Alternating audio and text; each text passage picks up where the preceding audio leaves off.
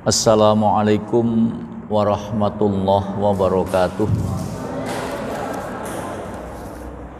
Bismillahirrahmanirrahim. Alhamdulillahi rabbil alamin. Wassalatu wassalamu ala asyrafil anbiya wal mursalin wa ala alihi wa ashabihi ajmain. Amma ba'du. Ibu bapak, para jamaah rahimakumullah. Alhamdulillah, hari ini kita berada di hari yang ke-29 di dalam kita menunaikan ibadah puasa di tahun ini. Jika kita mengawali puasa pada hari Sabtu, tapi bagi yang mengawali puasanya di hari Ahad, hari ini adalah hari yang ke-28. Semoga ibadah kita diterima di sisi Allah, dan insya Allah berdasarkan maklumat pimpinan Pusat Muhammadiyah, maka kita nanti akan beridul fitri bertepatan dengan hari Senin tanggal 2 Mei ya. Jadi kita akan beridul fitri insya Allah hari Senin tanggal 2 Mei. Dengan begitu, sore hari ini dan malam nanti merupakan sholat tarawih yang terakhir ya. Besok malam sudah masuk ke tanggal 1 Syawal ya. Jadi besok malam sudah masuk tanggal 1 Syawal. Nah, para jamaah sekalian, mudah-mudahan ibadah kita diterima di sisi Allah Subhanahu wa taala. Nah, terkait dengan kita akan segera mengakhiri kegiatan ibadah di bulan Ramadan ini, para jamaah sekalian rahmatullah, kami ingin mengajak kepada panjenengan semua supaya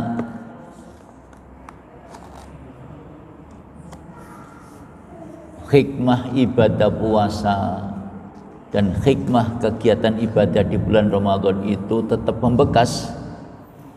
Nanti pasca Ramadan hendaknya tetap membiasakan dan bahkan meningkatkan kegiatan berjamaahnya di masjid ya. Jadi kami ingin mengajak kepada panjenengan semua agar pasca Ramadan lebih meningkatkan kegiatan jamaahnya di masjid.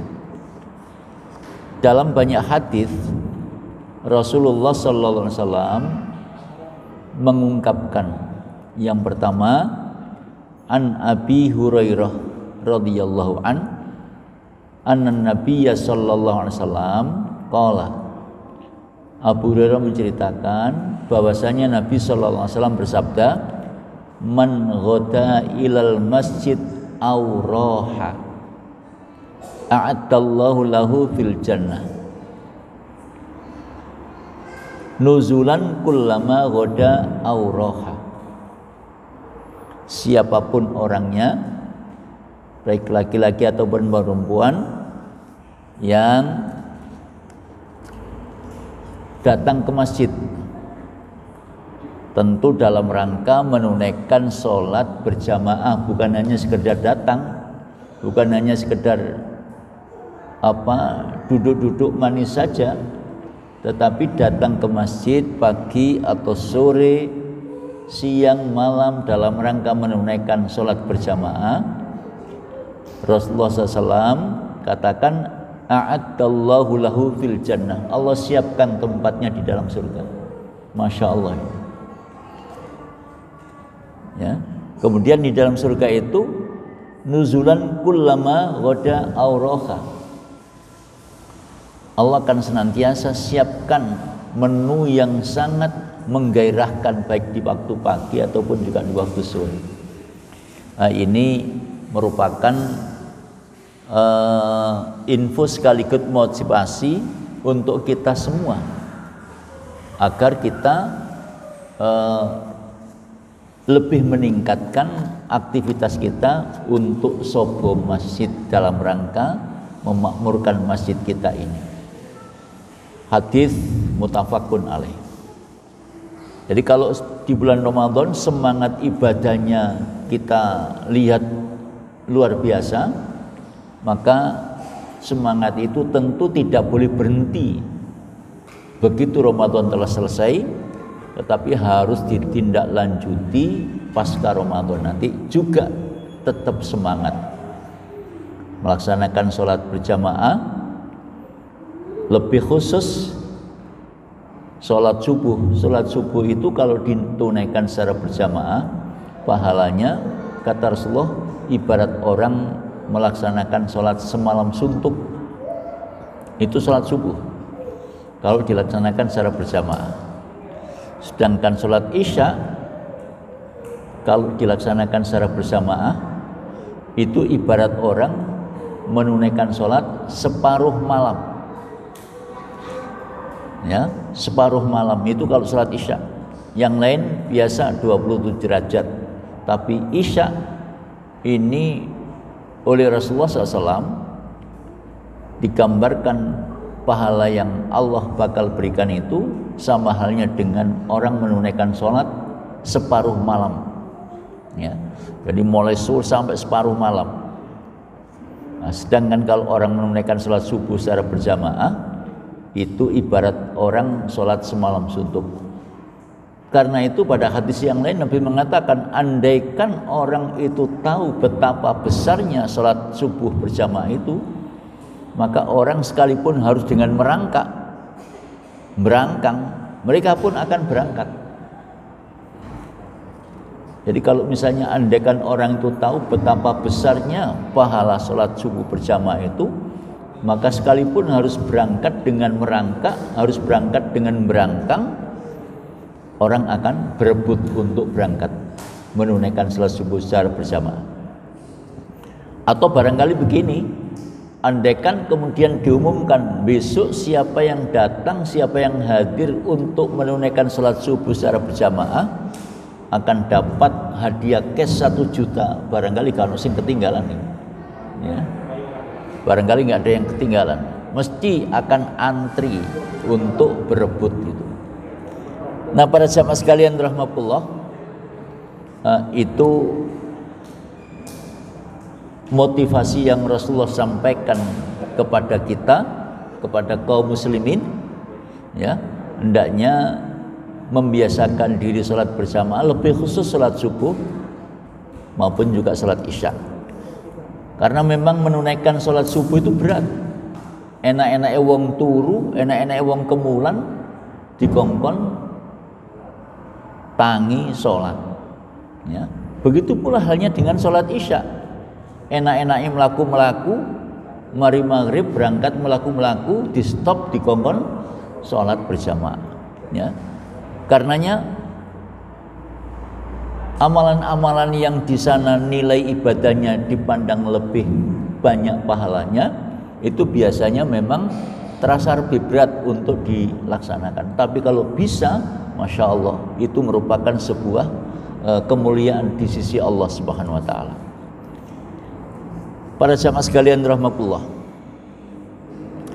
Kemudian di dalam hadis riwayat Muslim, ini saya saya sampaikan dulu hadis-hadis ini. Setelah itu nanti saya sampaikan tentang zakat fitrah, karena itu amalan pamungkas di bulan Ramadan. Ya. Wa anhu, dan dari Abu Hurairah juga, anan Nabi sallallahu alaihi wasallam qala, man tatahhara fi baitihi tsumma madha ila baitin min buyutillah. Siapapun orangnya yang telah bersuci di rumahnya, artinya telah berwudu, kemudian mendatangi salah satu masjid atau salah satu di antara rumah-rumah Allah, maksudnya tempat ibadah, ya, untuk melaksanakan sholat berjamaah. liyaqdiya faridatan min faraidillah, untuk menyempurnakan satu kewajiban di antara kewajiban-kewajiban yang telah difardukan oleh Allah. Kanat khutuwatuhu ihdaha takhuttu khati'atan. Setiap langkah, ya, setiap langkah yang ia lakukan maka itu dicatat kebaikannya oleh Allah Subhanahu wa taala, dan sekaligus juga setiap langkah itu akan menghapuskan kesalahan atau dosa-dosa yang telah dilakukan, yang telah diperbuat. Jadi kalau misalnya orang itu membiasakan diri berangkat menuju ke masjid, maka setiap langkah menuju ke masjid itu ada nilai pahalanya. Semakin banyak langkah yang ditempuh, semakin banyak pahala yang akan didapat. Ya, semakin banyak langkah yang ditempuh, semakin banyak pahala yang akan didapat. Sekaligus juga semakin banyak dosa-dosa yang akan dihapuskan oleh Allah. Nah, para jamaah sekalian rahmatullah, yang demikian itu tentu bagi orang-orang yang memahami akan menyambut dengan penuh kegembiraan. Di zaman Nabi, di kalangan kaum Bani Salimah itu pernah berembuk ketika melihat ada tanah-tanah kosong di sekitar Masjid Nabawi waktu itu. Mereka bermaksud untuk memindahkan rumahnya dekat masjid. Sampai kemudian rencana itu didengar oleh Nabi. Ketika Nabi mendengar bahwa mereka itu akan memindahkan rumahnya di dekat masjid, lalu Nabi mengingatkan, tidak usah, justru rumahmu itu semakin jauh dari masjid, pahalanya semakin besar. Ya, semakin jauh dari masjid, pahalanya semakin besar. Bahkan sebaliknya tidak jarang kita jumpai orang yang rumahnya jejer masjid, yoganya bani masjid. Nah ini, padahal mereka melangkah menuai. Ya, jadi itulah kenyataan di lapangan. Orang yang jauh dari masjid justru berangkat lebih semangat menuju ke masjid. Tapi orang yang rumahnya jejer masjid kadang-kadang tidak nyabani masjid. Nah, ini kontroversi yang seperti itu. Saya bisa menyampaikan begini karena memang itu kenyataan di lapangan itu seperti itu. Jadi ada orang yang rumahnya jejer masjid, gak nyabani masjid, padahal sing gawe masjid yo bapake gitu. Sing gawe masjid bapake. Dan mestinya kan anak ini harus menjadi pewaris.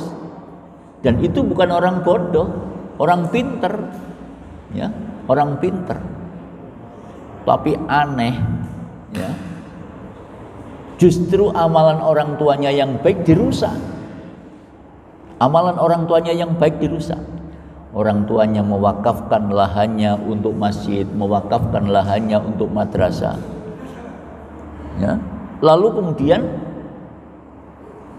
lahan-lahan yang diwakafkan itu diiris, ya, dipreteli, sehingga lahan masjid itu menjadi sempit, dan bahkan cuma tinggal lahan yang ditempati berdirinya masjid saja. Na'udzubillah min dzalik. Nah, itu terjadi di lapangan. Jadi bukan malah menyokong amal baiknya orang tua, tapi justru mereteli kebaikan orang tua. Na'udzubillah min dzalik. Nah, para jamaah sekalian rahmatullah, juga di dalam hadis muttafaqun alaih wa an Abi Musa radhiyallahu an qala Rasulullah sallallahu inna a'dhaman nas ajran fis shalah ab'atuhum ilaiha mamsya. Orang yang pahalanya paling besar untuk bisa menunaikan salat berjamaah itu ketika rumahnya paling jauh dari masjid. Jadi kalau misalnya panjenengan yang berada di sekitar mana ini, Bunder Asri, sekitar Bunder Asri, ya. Lalu ini Pak Rozak ini lebih jauh karena Randu Agung. Nah, ada yang lebih jauh lagi, Mas Zamroni ini. Ya. Itu orang Mu'tazilah gitu. Serengane nyisih dewi gitu. Itu kalau dalam istilah haji itu namanya tanazul. Ya. Para jamaah sekalian rahmatullah.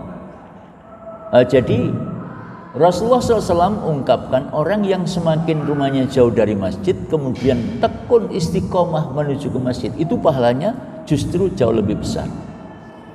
Nah karenanya ketika Allah takdirkan kita menjadi seorang muslim yang hati kita semakin bergantung di masjid, maka insya Allah itu akan mendapatkan keutamaan tersendiri. Sebab salah satu di antara 7 golongan manusia yang nanti akan mendapatkan perlindungan di sisi Allah di saat tidak ada perlindungan, dalam sebuah hadis muttafaqun alaih, sab'atun la yudilluhumullah fi dhillihi yauma la dhilla illa dhilluh.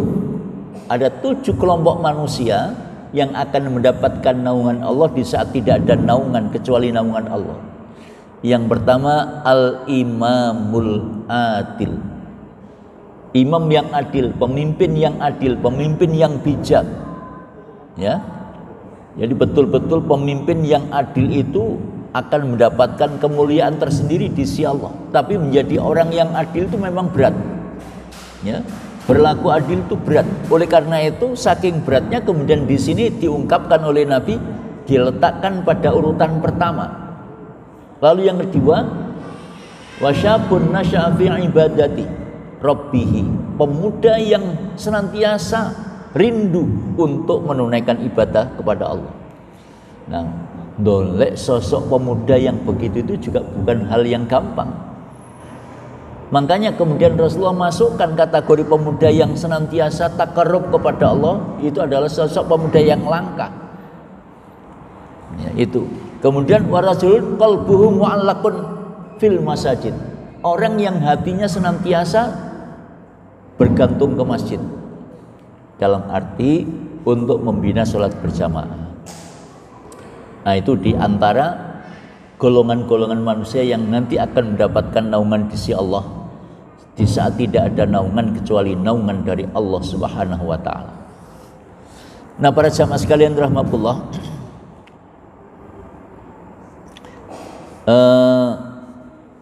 itu di antara hadis-hadis yang mengungkapkan tentang pentingnya kita harus membiasakan diri untuk sholat berjamaah. Bahkan di dalam hadis muttafaqun alaih, ya, dari Abu Hurairah, kalau orang itu menunaikan sholat berjamaah di masjid, berangkat dari rumah sudah berwudu, kemudian para jamaah sekalian rahmatullah lantas berangkat ke masjid, pada saat menuju ke masjid setiap langkah ini sudah dicatat pahalanya oleh Allah, sekaligus dihapuskan dari setiap langkahnya menuju ke masjid itu akan dosa-dosa yang dilakukan. Nah, lalu pada saat masuk ke masjid, begitu menunggu sampai dilaksanakan sholat berjamaah saja, itu sudah mendapatkan kebaikan tersendiri. Lantas pada saat nanti melaksanakan sholat berjamaah, kemudian selesai sholat berjamaah berzikir, berdoa, selagi belum batal, nah di situ malaikat akan senantiasa munajat, Allahummarhamhu, ya Allah rahmati dia, Allahumma ghfirlahu, ya Allah ampuni dosa-dosanya dia, Allahumma tub alaih, dan ya Allah terimalah tobatnya dia. Dan doa malaikat yang semacam itu hanya di masjid, hanya di masjid.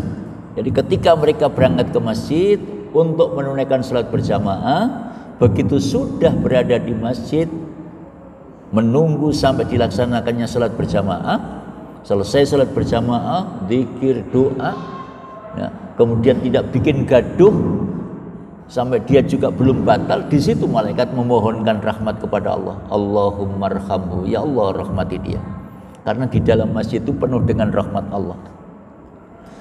Oleh sebab itu ketika kita masuk masjid, maka di sana ada doa spesial, ada doa khusus. Allahumma ftahli abwaaba rahmatik. Diawali dengan membaca salawat kepada Nabi. Allahumma sholli wa sallim ala Rasulillah. Allahumma ftahli abwaaba rahmatik. Ya Allah, bukakanlah pintu rahmatmu untukku. Cuman sayang kadang-kadang doa yang semacam ini hanya dihafal nek jangi budal haji. Padahal doa masjid, masuk masjid itu tidak hanya masuk Masjidil Haram, Masjid Nabawi, tapi masuk semua masjid. Jadi ketika kita masuk ke dalam masjid, maka sebelum masuk kita dituntun oleh Nabi supaya berdoa dulu. Allahumma ftahli abwaaba rahmatik. Ya Allah, bukakanlah pintu rahmatmu untukku. Jadi di dalam masjid ini penuh dengan rahmat Allah. Itu pula sebabnya maka doa malaikat di dalam masjid untuk orang-orang yang menunaikan salat berjamaah itu, Allahummarhamhu, ya Allah rahmati dia. Orang itu jauh-jauh hari berangkat ke masjid DP untuk menunaikan salat berjamaah semata-mata hanya mendambakan rahmatku ya Allah. Karena itu Allahummarhamhu, rahmati dia. Kemudian berikutnya Allahumma ghfirlahu, ya Allah ampuni dia. Orang itu DP untuk memohon ampun kepada Engkau ya Allah. Karena itu ampuni dia dari dosa-dosa yang pernah ia lakukan. Nah, berikutnya kemudian Allahumma tub alaihi, ya Allah terimalah taubatnya dia. Orang itu DP memohon kepada Engkau ya Allah supaya taubatnya Engkau terima. Sebab itu terimalah taubatnya. Jadi para jamaah sekalian rahmatullah, itu menggambarkan betapa sesungguhnya ketika kita berada di dalam masjid itu banyak keutamaan-keutamaan yang akan didapat untuk yang bersangkutan di sisi Allah Subhanahu wa taala. Karenanya walaupun misalnya nanti Ramadan telah usai, maka mari kita sekalian tetap menjaga keistiqomahan kita, menjaga agar kita tetap membiasakan diri berjamaah di masjid supaya masjid semakin makmur, dan di balik kemakmuran masjid itu insya Allah makmur pula rumah tangga kita, insya Allah itu ya, insya Allah itu makmur pula rumah tangga kita. Nah karenanya para jamaah sekalian rahmatullah, sekali lagi malam ini merupakan kegiatan Qiyamul Ramadan yang terakhir karena puasa kita tinggal besok pagi ya. Lusa kita sudah masuk Idul Fitri. Nah berikutnya para jamaah sekalian rahmatullah, ada kewajiban terakhir yang harus kita selesaikan sebelum kita mengakhiri puasa kita di bulan Ramadan. Jadi setelah kita berproses selama 1 bulan Ramadan penuh, para jamaah sekalian rahmatullah, selanjutnya kita harus menyelesaikan kewajiban yang Rasulullah wajibkan kepada setiap orang yang beriman, yang namanya zakat fitri. Ini sejalan dengan hadits rawahul jamaah an Ibnu Umar qala farada Rasulullah sallallahu alaihi wasallam zakat al-fitri min Ramadan. Rasulullah SAW memfardukan zakat fitri, zakat untuk persiapan berbuka. Sebab setelah kita berpuasa, berikutnya nanti kita itu beridul fitri, kembali berbuka ya. Berapa ukurannya? So'an min tamrin, sebanyak 1 sok dari kurma. Bisa jadi auso'an min syair, 1 sok berupa gandum. Bisa juga yang lain. Pendek kata, ini adalah standar makanan pokok. Di kalangan masyarakat Arab waktu itu makanan pokoknya adalah kurma. Nah kita orang Indonesia ini biasanya makanan pokoknya beras ya. Makanan pokoknya itu beras. Nah para jamaah sekalian rahmatullah, 1 sok itu menurut putusan Majelis Tarjih Muhammadiyah kurang lebih 2,5 kilo. Kalau misalnya kita mau tambah lebih dari 2,5 kilo itu lebih baik. Kok cuma 2,5 kilo, saya kasih 3 kilo, lebih bagus itu, lebih baik. Ya, lebih baik. Sama halnya dengan ketika kita menunaikan ibadah puasa. Ya. Pada saat yang lain kita juga diperintahkan banyak sedekah. Itu. Ketika orang membayar fidyah, katakan misalnya membayar fidyah itu kurang lebih 6 on. Lalu kita tambah dengan biaya untuk lauk pauknya, itu lebih baik. Ya. Faman tatawwa'a khairan, siapa yang memberi lebih maka itu lebih baik bagi orang yang tidak mampu berpuasa karena kondisi fisik yang lemah, lalu dia membayar fidyah. Maka fidyah itu kurang lebih sejumlah 6 on beras. Kalau kemudian ditambah dengan biaya untuk lauk pauknya, katakan ditambah dengan uang 10.000 atau 15.000 bahkan 25.000 per harinya, itu tentu lebih baik. Jadi tidak cukup hanya 6 on saja, tapi ditambah dengan uang lauknya, ya, ditambah dengan uang lauknya. Sebab orang itu ya tidak mungkin makan beras saja, itu mesti di sana ada lauknya. Makanya kalau misalnya bisa menambah itu lebih baik. Tapi andaikan misalnya tidak bisa menambah, hanya pas 6 on itu punya kemampuan, ya monggo, ya, itu sudah memenuhi standar. Tapi kalau bisa menambah tentu itu lebih baik. Bahkan ketika ada yang tanya kepada saya, Pak, kalau orang tua itu kan makannya sehari bisa jadi tidak sampai 6 on, mungkin cukup 3 on. Bagaimana kalau bayar fidyah itu cukup 3 on? Ada yang menawar begitu, ya. Para jamaah sekalian rahmatullah, ya, kalau misalnya yang menerima fidyah itu wong tua, bisa jadi sehari makan cukup sekali kalau orang tua itu. Sebab orang itu semakin tua,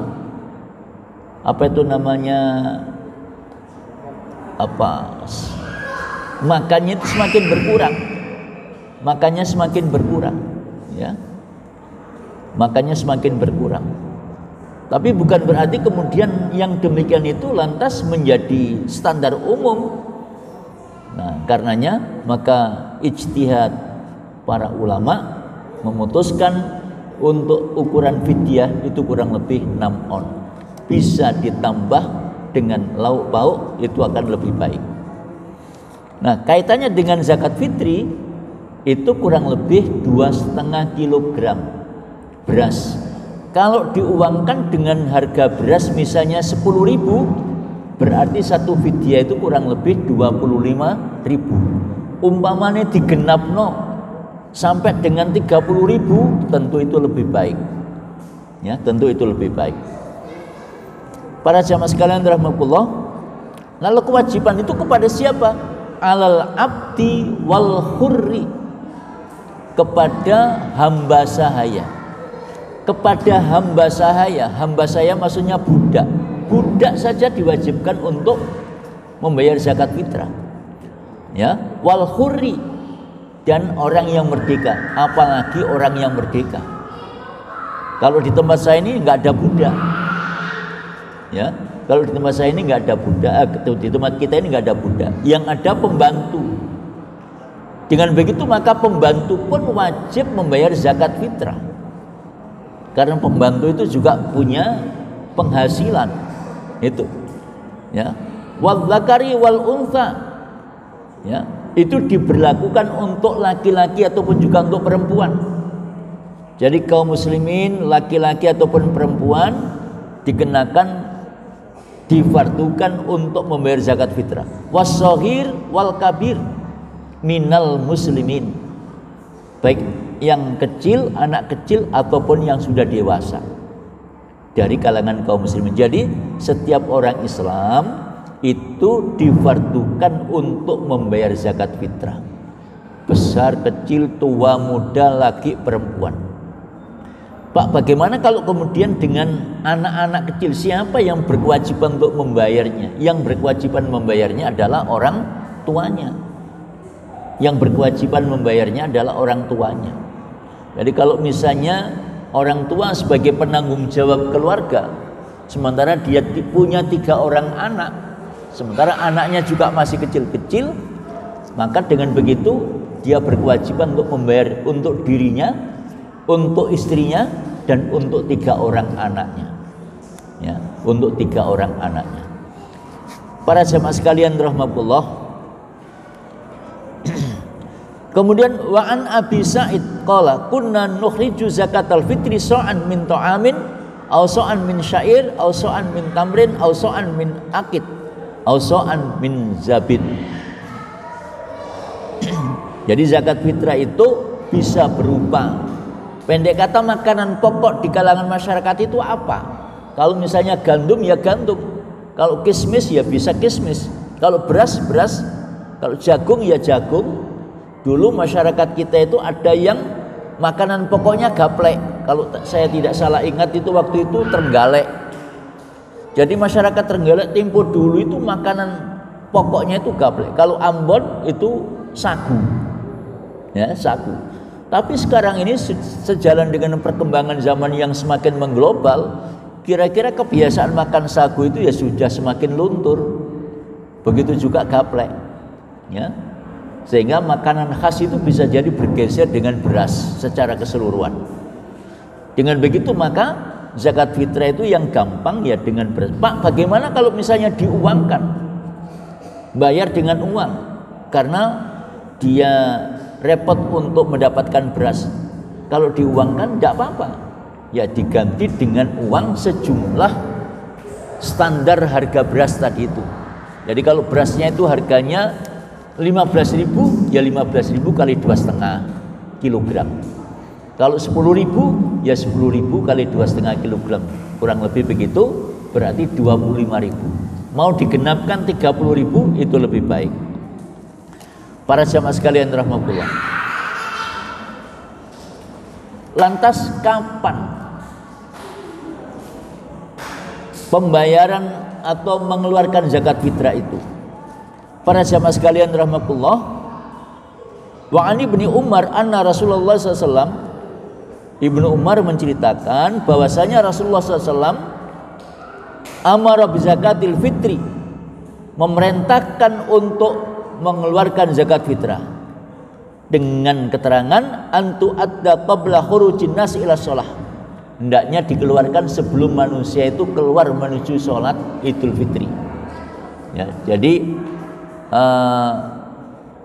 kalau kemudian dikeluarkan sekarang boleh-boleh saja, besok boleh, ya. Pendek kata jangan sampai kemudian lantas kedahuluan sholat Id. Dari awal Ramadan misalnya sudah dicicil, disiapkan, dikeluarkan, boleh, ya. Itu. Para jamaah sekalian rahmatullah. Wa Ali bin Abbas qala, Ibnu Abbas menceritakan Rasulullah SAW bersabda, farada Rasulullah SAW, Rasulullah memfardukan, ya, zakat al-fitri. Untuk membayar zakat fitrah itu fungsinya apa? Tuhratan lis-shaim minal laghwi warrafath, untuk pembersih bagi orang yang berpuasa dari omongan-omongan yang lacut, omongan-omongan yang tidak layak, dan perilaku-perilaku yang tidak terpuji. Jadi kadang-kadang wong namanya manusia, walaupun sudah diingatkan, bisa jadi kemudian masih bablas, ngomongnya tidak terkendali, ngomongnya semaunya sendiri. Nah, awal-awal tempo hari pernah saya sampaikan para jamaah sekalian rahmatullah, orang itu sekalipun puas sholat malamnya baik. Jadi ada di dalam sebuah hadis riwayat Bukhari begini, Imam Bukhari menceritakan ada sekelompok orang yang menghadap kepada Nabi, wadul kepada Nabi, mengadu kepada Nabi, ya Rasulullah, inna fulanata taqumul lail wa tasumun nahar wa taf'al wa tasaddaq. Wahai Rasulullah, si fulana itu, orang perempuan itu, sholat malamnya tekun, puasa sunnahnya juga tekun. Kalau orang itu sudah tekun menunaikan sholat malam, praktis sholat wajibnya terjaga dengan baik. Begitu pula orang yang membiasakan diri puasa sunnah, maka puasa Ramadan tentu terjaga dengan baik. Dan wataf'al watasaddaq, aktivitasnya baik, sodakonya juga begitu. Tapi ya Rasulullah, watu'dzi jironaha bilisaniha, orang itu masih suka menyakiti tetangganya dengan lesannya. Dengan kata lain, omongannya ngelarak nuatini tonggo. Ya, modelnya kayak apa ngelarak nuati itu? Ya, itu bergantung kondisi, tergantung yang mengucap. Ya, jadi orang sholatnya baik, puasanya baik, kegiatannya baik, sodakonya juga baik, tapi tidak bisa menjaga lesannya. Dia suka menyakitkan tetangganya. Mendengar pengaduan orang-orang itu, Rasulullah mengatakan la khaira fiha, tidak ada kebaikan bagi dia. Bahkan hiya min ahli nar, dia termasuk golongan ahli neraka. Masya Allah, naudzubillah. Nah sebaliknya, wa inna fulanata, orang-orang yang mengadu itu melanjutkan, sementara perempuan yang satu itu ya Rasulullah, tusallil maktubah, dia cuma bisa menunaikan sholat 5 waktu, menjaga sholatnya dengan baik, wa tasaddaq bi asfar, dan hanya bisa bersedekah dengan secuil keju. Lalu fala tu'dhi ahadan, dia tidak pernah sakiti siapapun. Maka kemudian Rasulullah mengatakan hiya min ahlil jannah, dia termasuk golongan ahli surga. Nah, hadis Bukhari itu ada di dalam kitab Adabul Mufrad. Para jamaah sekalian rahimakumullah, jadi kaitannya dengan puasa, yang kita harus bisa menjaga lisan kita, menjaga perilaku kita. Kemudian terakhir ditutup dengan zakat fitrah. Itu fungsinya tuhratan lis-shaim minal lahwi war rafath, untuk membersihkan orang yang berpuasa dari omongan-omongan yang lanjut, ya, dan perbuatan-perbuatan yang tidak terpuji. Wa tu'matan lil masakin, dan untuk memberi makan kepada orang-orang miskin. Jadi sasarannya beda dengan zakat yang umum. Kalau zakat yang umum itu sasarannya kepada 8 asnaf, tapi untuk zakat fitrah ini tu'matan lil masakin, khusus kepada orang-orang miskin. Faman addaha qabla shalah fa hiya zakatun maqbulah, siapa yang membayarnya, mengeluarkannya sebelum sholat, maka itu adalah zakat yang diterima. Wa man addaha ba'da shalah fa hiya shadaqatun minas shadaqat, siapa yang mengeluarkannya sesudah sholat Idul Fitri maksudnya, maka itu termasuk sedekah biasa sebagaimana sedekah-sedekah yang lainnya. Hadis riwayat Abu Daud dan Ibnu Majah. Ini maghrib lah. Udah masuk masuk. Baik. Jadi para jamaah sekalian rahimakumullah, itulah sebabnya maka kewajiban zakat fitrah ini harus dimaksimalkan pelaksanaan penyalurannya, supaya jangan sampai ada saudara-saudara kita, lebih khusus pada waktu Idul Fitri, dapurnya tidak ngepul. Jangan sampai ada saudara-saudara kita yang pada saat Idul Fitri dapurnya tidak ngepul. Sebab mohon maaf para jamaah sekalian rahmatullah, apalagi di desa ya, apalagi di desa. Saya kapan hari itu kan pulang ke kampung, begitu kembali sepanjang jalan saya mengamati sawah kanan kiri, waktu panen sudah tidak lagi menggunakan tenaga manusia. Waktu panen sudah tidak lagi menggunakan tenaga manusia, yang dulu lazim disebut dengan orang ani-ani. Kalau ani-ani itu biasanya ibu-ibu, bapak-bapak yang ikut terlibat untuk mengetam. Ani-ani itu biasanya dapat 10% dari pembagian yang diperoleh itu. Nah sekarang ini tidak dapat mereka itu. Maka kemudian saya kemarin itu mikir, lah ini panennya orang-orang di desa itu kapan kalau sudah seperti ini? Praktis mereka jadi pengangguran semua. Oleh karena itu hal-hal yang semacam itu perlu perhatian, ya. Kalau pada waktu panen sekalipun tidak punya lahan, tidak punya sawah, ikut merasakan panen. Tapi sekarang yang bisa merasakan panen itu pemilik sawah. saja, karena sudah tidak lagi melibatkan tenaga manusia. Nah, karenanya perhatian kepada fuqara dan masakin ini betul-betul mendapatkan perhatian yang lebih serius. Saya kira itu mudah-mudahan sedikit yang kami sampaikan dalam pengajian pengantar berbuka di sore hari ini dapat memberikan tambahan